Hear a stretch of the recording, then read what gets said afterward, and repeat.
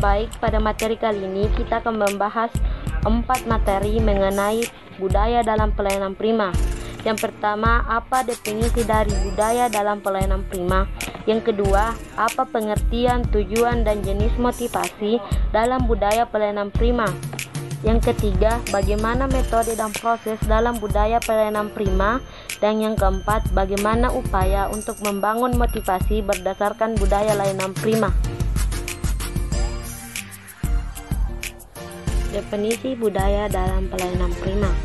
Definisi budaya adalah suatu cara hidup yang berkembang dan dimiliki bersama oleh sebuah kelompok orang yang diwariskan dari generasi ke generasi.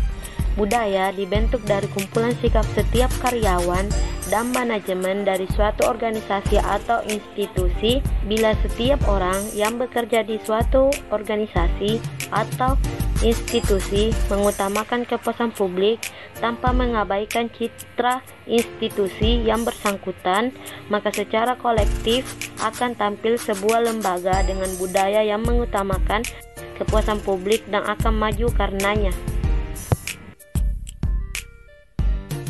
Baik, untuk poin kedua mengenai pengertian, tujuan, dan jenis motivasi dalam budaya pelayanan prima. Pengertian motivasi dalam budaya pelayanan prima yaitu motivasi adalah pemberian daya penggerak yang menciptakan kegairahan kerja seorang agar mereka mau bekerja efektif dan terintegrasi dengan segala daya upayanya untuk mencapai kepuasan. Secara singkat, motivasi juga diartikan sebagai kemauan untuk melakukan sesuatu untuk mencapai suatu tujuan tertentu. Yang kedua yaitu tujuan motivasi dalam budaya pelayanan prima, yaitu meningkatkan moral dan kepuasan kerja karyawan. Yang kedua, meningkatkan produktivitas kerja karyawan. Yang ketiga, mempertahankan kestabilan karyawan perusahaan. Yang keempat, meningkatkan kedisiplinan karyawan. Yang kelima, mengefektifkan pengadaan karyawan. Yang keenam, menciptakan suasana dan hubungan kerja yang baik.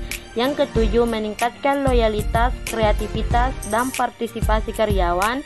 Yang kedelapan, meningkatkan kesejahteraan karyawan. Yang kesembilan, mempertinggi rasa tanggung jawab karyawan terhadap tugas-tugasnya. Dan yang kesepuluh, meningkatkan efisiensi penggunaan alat-alat dan bahan baku. Selanjutnya yaitu jenis-jenis motivasi.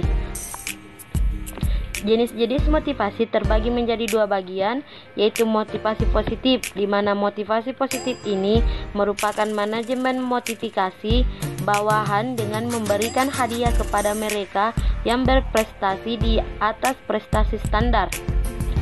Motivasi negatif adalah manajer memotivasi bawahan dengan standar mereka akan mendapatkan hukuman.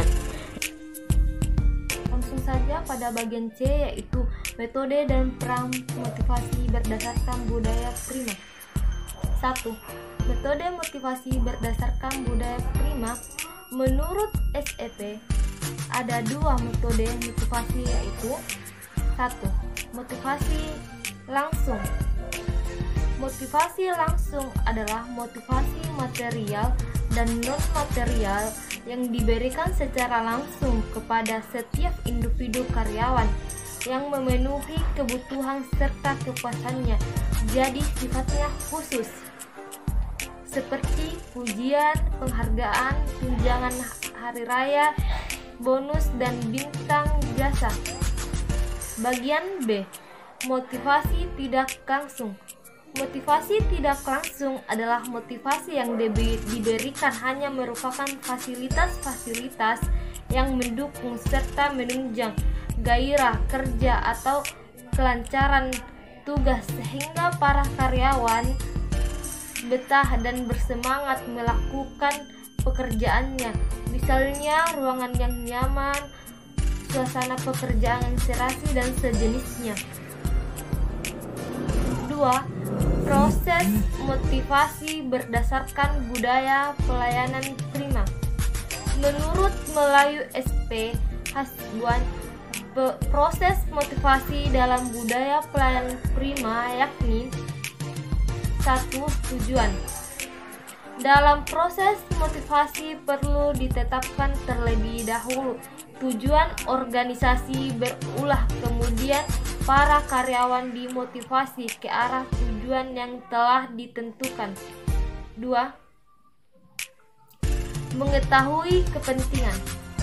Hal yang penting dalam proses motivasi adalah mengetahui keinginan karyawan dan tidak hanya melihat dari sudut kepentingan pemimpin atau perusahaan saja.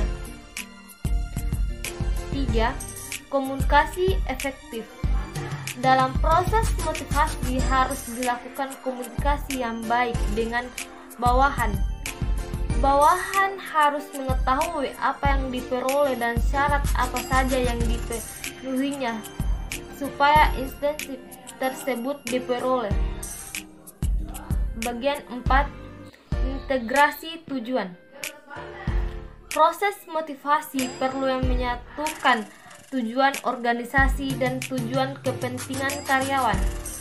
Tujuan organisasi adalah maskot, yaitu untuk memperoleh laba serta perluasan perusahaan. Sedangkan tujuan individu karyawan ialah pemenuhan kebutuhan dan kepuasan.